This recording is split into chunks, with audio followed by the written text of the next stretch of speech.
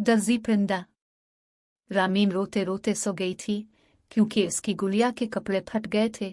जब उसकी आंख खुली तो उसने देखा कि गुड़िया के कपड़े बिल्कुल ठीक थे। अचानक इसके कमरे की खिड़की पर दो परिंदे आकर बैठ गए। रामीन परिंदों का बहुत ख्याल रखती थी। ये दोनों दर्जी परिंदे कहलाते हैं। उन्होंने कहा, अच्छी रामीन, ये कपड़े हमने सिए हैं।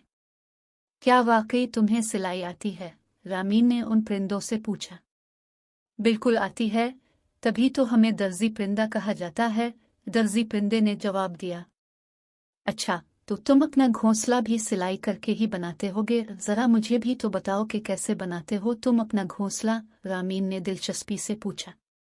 मादा परिंदे ने बताया, सबसे पहले तो हम दोनों मिलकर पत्ते जमा करते हैं, फिर मैं अपने पैरों से उन्हें करीब लाकर अपनी तेज चोंच से उनके किनारे मिलाती हूँ और फिर इन पत्तों में सुराख करके मकड़ी के जाले, खुश्क घास फूस, रुई वगैरह को धागे की शक्ल देकर इससे पत्तों को सीती हूँ।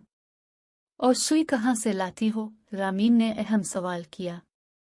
हमारी चोंच लंबी और बारीक होती है, हम इसी से सुई का काम लेते हैं। पत्तों को एक साथ मिलाकर और उनमें टाके लगाकर एक प्याले की शक्ल दे देती हूँ।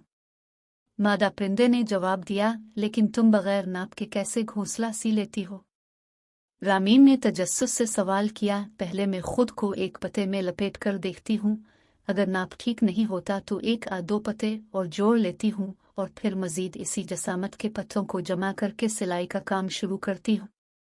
मादा दर्जी परिंदे ने फख्र से बताया। तुम्हारे बच्चों के बैठने से घोंसला टूट नहीं जाता? रामीन ने पूछा।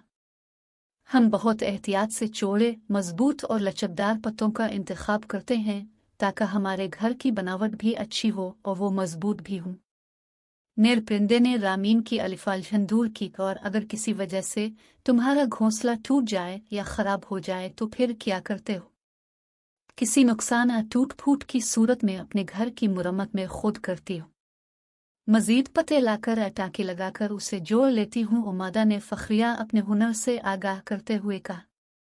इसके अलावा हम घोंसले के अंदर नरम घास, जानवरों के बाल और पैर भरते हैं ताकि घोंसला आरामदेह और महफूज हो।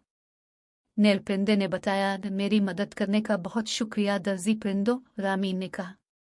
कोई बात नहीं, हमें एक दूसरे के काम आना चाहिए, दर्जी परिंदों ने खुश अखलाकी से कहा और अलिफ अड़ गए।